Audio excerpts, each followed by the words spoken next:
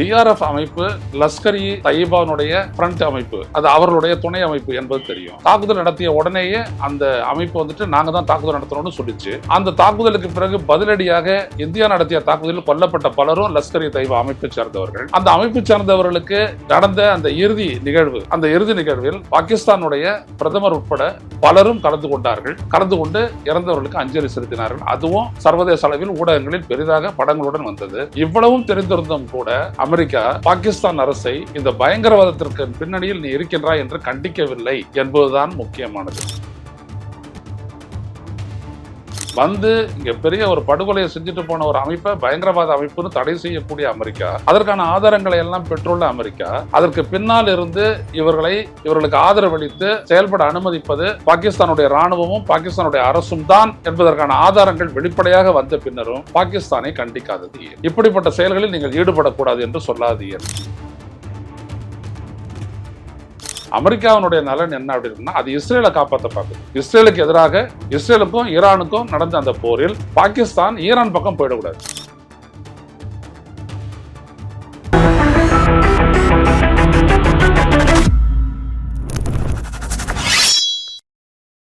வணக்கம் தோழர்களே, ரோஸ்டர் செய்தியின் வாயிலாக இன்று மீண்டும் உங்களை சந்திப்பதில் பெரும் மகிழ்ச்சி அடைகின்றேன். கடந்த ஏப்ரல் 22ஆம் தேதி பஹல்காமில் சுற்றுலா பயணிகளின் மீது ஒரு கொடூரமான பயங்கரவாத தாக்குதலை நடத்தி 26 பேரை கொன்ற தி ரெசிஸ்டன்ஸ் ஃபோர்ஸ் என்று சொல்லக்கூடிய பயங்கரவாத அமைப்பை அயல்நாட்டு பயங்கரவாத அமைப்பு என்று கூறி அமெரிக்கா தடை செய்திருக்கிறது. இதனை அந்நாட்டினுடைய பாதுகாப்பு செயலர் ரூபியோ அறிவித்திருக்கிறார். இதை இந்தியா வரவேற்றுள்ளது. இந்த அமைப்பு லஷ்கர் இ தய்யிபா, மும்பையின் மீது தாக்குதல், மும்பை உள்ளிட்ட பல தாக்குதல்களை இந்தியாவின் மீது நடத்திய லஷ்கர் இ தய்யிபா என்கின்ற அமைப்பினுடைய ஃப்ரண்ட் ஆர்கனைசேஷன், அவங்களுடைய ஒரு துணை அமைப்பு என்பது எல்லோருக்கும் தெரியும். அதை இப்பொழுது அமெரிக்கா தடை செய்திருக்கிறது. நமது கேள்வி இதுதான்: டிஆர்எஃப் அமைப்பு லஷ்கர் இ தய்யிபாவுடைய ஃப்ரண்ட் அமைப்பு, அது அவர்களுடைய துணை அமைப்பு என்பது தெரியும். அவங்க தாக்குதல் நடத்திய உடனேயே அந்த அமைப்பு வந்துட்டு நாங்க தான் தாக்குதல் நடத்தணும்னு சொல்லிச்சு. அந்த தாக்குதலுக்கு பிறகு பதிலடியாக இந்தியா நடத்திய தாக்குதலில் கொல்லப்பட்ட பலரும் லஷ்கர் இ தய்யிபா அமைப்பை சேர்ந்தவர்கள். அந்த அமைப்பை சேர்ந்தவர்களுக்கு நடந்த அந்த இறுதி நிகழ்வில் பாகிஸ்தானுடைய பிரதமர் உட்பட பலரும் கலந்து கொண்டார்கள். கலந்து கொண்டு இறந்தவர்களுக்கு அஞ்சலி செலுத்தினார்கள். அதுவும் சர்வதேச அளவில் ஊடகங்களில் பெரிதாக படங்களுடன் வந்தது. இவ்வளவும் தெரிந்திருந்தும் கூட அமெரிக்கா பாகிஸ்தான் அரசை இந்த பயங்கரவாதத்திற்கு பின்னணியில் நீ இருக்கின்றாய் என்று கண்டிக்கவில்லை என்பதுதான் முக்கியமானது. இதைத்தான் நாம் கேள்வி எழுப்புகிறோம். இது இரட்டை நிலை அல்லவா?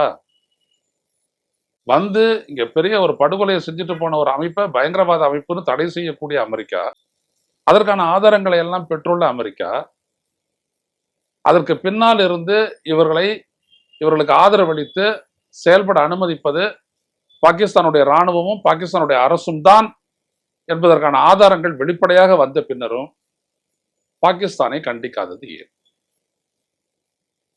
இப்படிப்பட்ட செயல்களில் நீங்கள் ஈடுபடக்கூடாது என்று சொல்லாது ஏன்? இந்தியாவிற்கு எதிரான எல்லை தாண்டிய பயங்கரவாதத்தை நிறுத்த வேண்டும் பாகிஸ்தான் என்று சொல்லாதது ஏன்? மாறாக அந்த நாட்டினுடைய ராணுவ தலைமை தளபதியை அழைத்து ட்ரம்ப் தனியாக விருது கொடுக்கிறார். அவர் தான் இங்கே வந்துட்டு அந்த இறுதி நிகழ்ச்சியில வந்து நிற்கிறார். எதற்கு? அமெரிக்காவினுடைய நலன் என்ன அப்படின்னா, அது இஸ்ரேலை காப்பாற்ற பார்க்குது. இஸ்ரேலுக்கு எதிராக இஸ்ரேலுக்கும் ஈரானுக்கும் நடந்த அந்த போரில் பாகிஸ்தான் ஈரான் பக்கம் போயிடக்கூடாது. அதை தடுப்பதற்காக அந்த நாட்டினுடைய தளபதி, அங்கதான் தெரியும் பாகிஸ்தானை பொறுத்த வரைக்கும் அரசை விட ராணுவம் தான் ரொம்ப பலம் வாய்ந்தது. அவங்க நினைச்சாங்கன்னா உடனே தூக்கி போட்டுட்டு, அந்த அரசை தூக்கி போட்டுட்டு அவங்க வந்துருவாங்க. இப்படிதானே முஷரப் வந்தாரு, அதுக்கு முன்னாடி பலரும் இருந்திருக்கிறாங்க. அப்போ இங்க நம்ம கவனிக்க வேண்டியது என்ன அப்படின்னம்னா, இன்னொரு செய்தியும் வந்துச்சு. பாகிஸ்தானுடைய ராணுவ தலைமை தளபதி தான் கூடிய விரைவில் அங்க வந்துட்டு ஆட்சியை கைப்பற்ற போகிறார் அப்படின்னு வந்துச்சு. அமெரிக்கா நாங்க ஜனநாயக சக்திகளுக்கு எல்லாம் சப்போர்ட் பண்ணுவோம் அப்படின்னு சொன்ன அமெரிக்கா தான் முஷாரஃபுக்கும் பாதுகாப்பா இருந்துச்சு. அதுக்கு முன்னாடி இருந்த ராணுவ தளபதிகள் எப்பொழுதெல்லாம் ஆட்சியை கைப்பற்றாப்போ அப்பெல்லாம் கூட அவங்களுக்கு பின்னாடி இருந்தது அமெரிக்காவை தான். ஸோ அமெரிக்கா ஒன்றும் ஜனநாயகத்துக்கெல்லாம் சப்போர்ட் பண்ற ஒரு இயக்கம்லாம் கிடையாது. அப்படியெல்லாம் இருந்ததுன்னா இந்தியாவில் EVM பயன்படுத்தப்படுமா? அது ஒரு பெரிய கேள்வி. அது இருக்கட்டும். கேள்வி என்னவென்றால், எதற்காக இந்த இரட்டை நிலை, டபுள் ஸ்டாண்டர்ட்? ஒரு நாட்டினுடைய அரசும் இராணுவமே பயங்கரவாதத்திற்கு துணை நிற்கின்றது என்பதை தெரிந்திருந்தோம் அதை வெளிப்படையாக கண்டிக்காத ஒரு அமெரிக்காவை ஒரு நட்பு நாடு என்று எப்படி இந்தியா சொல்லுகிறது? அதான் இங்கே கேள்வி. தனது நண்பனான இஸ்ரேலை காப்பாற்றுவதற்கு ஈரானை பலவீனப்படுத்த எல்லா நடவடிக்கைகளும் எடுத்த அமெரிக்கா, அதே போல பாகிஸ்தானுக்கு எதிராக நாம் நடவடிக்கை எடுத்த போது ஏன் துணை நிற்காமல் அந்த போரை நிறுத்து என்று சொன்னது? இந்த அணு ஆயுதம் அதெல்லாம் வந்துட்டு சும்மா பேச்சு. அணு ஆயுதத்தை வீசிட்டாங்களா ஈரான் மேல வந்துட்டு இஸ்ரேல்? ஏன் அவங்க கிட்ட இல்லையா? ஏன்னா அதை வீசிட்ட உடனே அதுக்கப்புறம் வரக்கூடிய தொல்லைகள் வந்துட்டு இதை விட பிரமாண்டமா இருக்கும். என்னைக்கு நீங்க அணுகுண்டை வீசுறீங்களோ அப்பவே நீங்க கதவு திறந்து விட்டீங்க, எதிரி அணுகுண்டை வீசுவான்.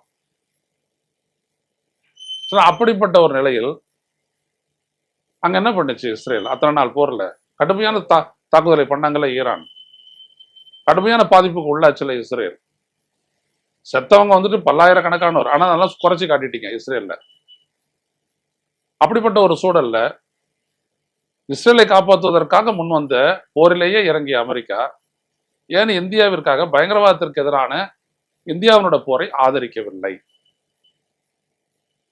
இன்றைக்கு அமெரிக்கா எடுத்த முடிவை பாராட்டக்கூடிய இந்திய ஒன்றிய அரசினுடைய அயலுறவு அமைச்சகம் இதற்கு பதிலளித்தாக வேண்டும். இந்த கேள்வியை ஏன் அமெரிக்காவிடம் கேட்கவில்லை? கேட்கிறார்களா? பார்ப்போம். மீண்டும் சந்திப்போம். நன்றி, வணக்கம்.